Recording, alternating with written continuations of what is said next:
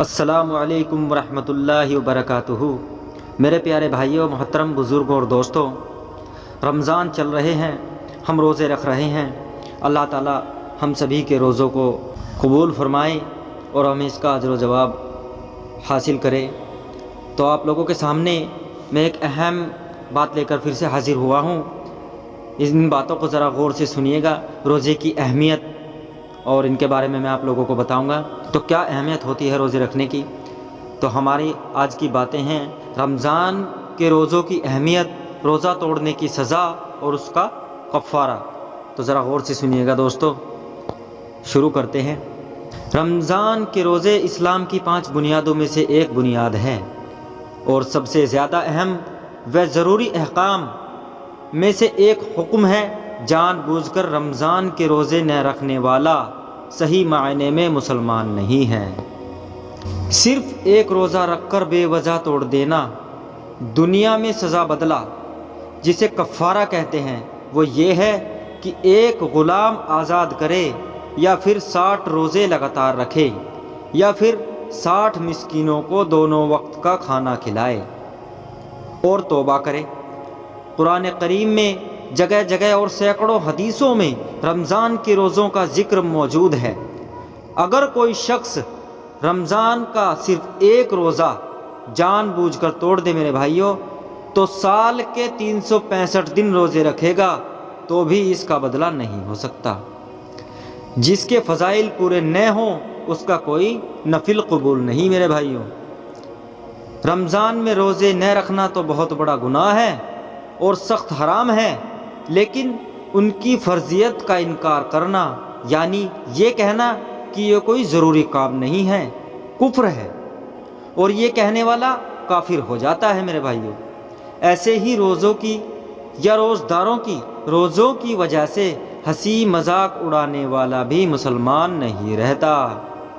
جیسے کچھ لوگ کہہ دیتے ہیں کہ روزہ وہ رکھے جس کے گھر میں کھانے کو نہیں ہے، ایسا کہنے والا اسلام سے خارج ہو جاتا ہے۔ ایسے ہی یہ مثال دینا کہ نماز پڑھنے گئے تھے، روزے گلے پڑ گئے بھائی، یہ بھی کلمہ کفر ہے۔ حضرت سعید بن جبیر رضی اللہ عنہ کا قول ہے کہ ہم سے پہلے والوں لوگوں پر عشاء سے لے کر دوسری رات کے آنے تک روزہ ہوتا تھا، جیسا کہ ابتدار اسلام میں بھی یہی دستور تھا۔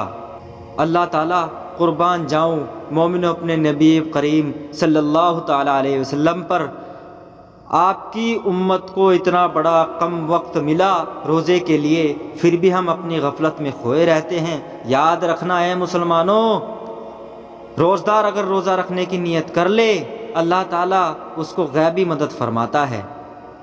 ماہ رمضان کا مہینہ ان قریب ہے، روزدار اپنے ارادوں کو مضبوط رکھیں، انشاءاللہ تعالیٰ چاہے کتنی بھی گرمی کیوں نہ ہو روزے پورے رکھیں گے۔ الف لام میم یہ خدا کی 3 سورتیں ہیں۔ حکیم ملکی بصری محمد صحاب بصری سورت ہیں جس نے خدا سے 90,000 حرف سنے تھے، جس میں سے 30,000 حرف شریعت خلاصہ کیا، 30,000 حرف باطونی رکھے اور 30,000 اپنے آپ رکھے۔ محمد صلی اللہ تعالیٰ علیہ وسلم نے خدا سے کہا کہ آپ نے یہ اپنے پاس کیوں رکھے؟ تب خدا نے کہا اس کا کوئی وارث نہیں ہے، قیامت کے دن میں ہی جواب لوں گا، آپ پر مومن رہیں گے۔ اس دن میں 2 جامے پہنوں گا، یعنی حقی اور ملکی، تینوں باتوں میں ہی رہوں گا۔ میری 2 صورتیں چاند اور سورج ہیں۔